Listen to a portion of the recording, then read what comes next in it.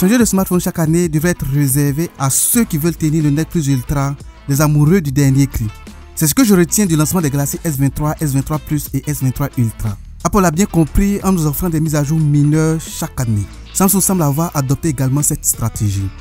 Je suppose qu'à ce jour, ça fait tout des Galaxy S23, donc je vais me contenter de vous donner mon avis plutôt que de revenir sur les spécificités de chaque modèle. Avant de continuer, je vous invite à liker cette vidéo et à vous abonner à ma chaîne si vous ne l'êtes pas encore. Également, cliquez sur la cloche de notification pour ne pas rater mes prochaines vidéos. Je viens de dépasser le cap des 8000 abonnés, je vous remercie du fond du cœur. Pour rappel, à 10 000 abonnés, j'offre 2 smartphones en cadeau. Et cela à chaque 10 000 abonnés de plus jusqu'à 100 000 abonnés. Merci encore une fois pour les 8 000 abonnés et merci pour le geste. Maintenant, rentrons dans le vif du sujet. Samsung ne veut pas que vous changiez de smartphone en 2023 en n'offrant presque pas de changement au design des Galaxy S23.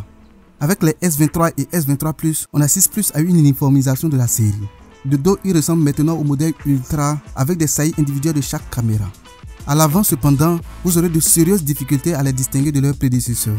Ils abordent les mêmes écrans plats aux côtés bien symétriques avec les mêmes spécifications. C'est une identité générale que Samsung embrasse ici. On retrouve ce même design sur sa série A, de quoi rendre les lignes de la marque un peu plus cohérentes. Le Galaxy S23 Ultra est cependant le plus difficile à distinguer de son prédécesseur, le Galaxy S22 Ultra. À première vue, on aurait dit le même smartphone. Mais détrompez-vous, il y a quelques changements, même s'ils ne sont pas tout à fait visibles. Désormais, les côtés du téléphone sont légèrement plats, de sorte à rendre la prise en main plus confortable. Le châssis arrière et l'écran sont moins courbés sur les côtés et les caméras individuelles ont des anneaux légèrement plus grands. Et c'est essentiellement tout ce que j'ai remarqué avec ce modèle. Avec un design qui ne change pas, vous serez moins tenté de changer de téléphone, ce qui conforte chez moi l'idée que Samsung ne veuille pas que vous changiez de smartphone si vous détenez déjà le modèle précédent. La bonne nouvelle avec les Galaxy S23, c'est qu'ils utilisent le même processeur partout dans le monde, le Snapdragon 8 Gen 2. Traditionnellement, en dehors de l'Amérique du Nord, l'Inde et la Chine, tous les autres pays du monde recevaient le même processeur maison de Samsung. Comme conséquence, il existait une grande disparité entre les deux modèles au niveau de la performance, du traitement des images et de la gestion de l'énergie. La puce de Samsung était inférieure à celle de Samsung. Et contrairement à mon argument dans cette vidéo, cela devrait pousser ceux qui détiennent les Galaxy sous l'Exynos à changer de téléphone. Au niveau de la photographie, en dehors de la caméra principale de 200 mégapixels du S23 Ultra et de la caméra selfie de 12 mégapixels avec autofocus et vidéo HD à 60 images par seconde sur tous les modèles, tout reste identique. Personnellement, les caméras ne font pas partie de mes critères quand je dois choisir un smartphone ultra haut de gamme. À ce niveau-là, ils assurent tous. Si vous êtes encore exigeant, c'est qu'il vous faut certainement un appareil photo numérique professionnel. Pour revenir à mon assertion de départ, ces smartphones font très peu pour convaincre ceux qui détiennent un des modèles précédents ou un des modèles d'avant, les Galaxy S21, de venir vers eux. Et cela se voit dans la tarification de ces smartphones qui restent presque inchangés en dehors de quelques ajustements en Europe dus à l'inflation.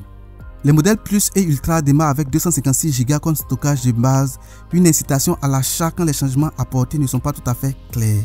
Apple avait adopté la même stratégie lors du lancement des iPhone 14.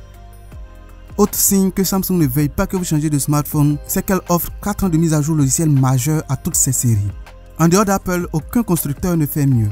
Cela veut dire que vous pourriez utiliser les téléphones de Samsung sur une longue période sans que ceux-ci ne deviennent très vite obsolètes. En fin de compte, à qui sont-ils destinés? Pour ma part, ils sont destinés à ceux qui veulent sentir une mise à jour réelle de leur smartphone. Vous détenez peut-être un Galaxy S qui date de plus de 3 ans ou une série inférieure de Samsung ou encore vous venez d'une autre marque. Pour vous, un de ces Galaxy S23 serait parfait. Vous verrez vraiment un gain de puissance et les caméras vous éblouiront certainement. C'est tout pour cette vidéo. Je vous remercie de m'avoir suivi jusqu'ici.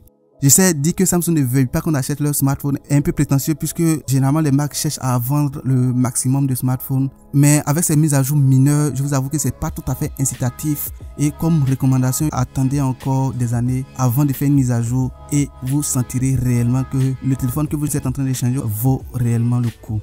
Donc ça, ce n'est que mon analyse. Si vous voulez dire quelque chose de contraire ou apporter des suggestions ou des limitations à cette analyse, n'hésitez surtout pas, faites-le dans les commentaires. Je vous incite également à liker cette vidéo si vous l'aviez appréciée. Partagez-la également à des amis qui seraient intéressés par un de ces smartphones. Abonnez-vous à ma chaîne si vous aimez les nouvelles technologies et je vous dis à très bientôt pour une nouvelle vidéo.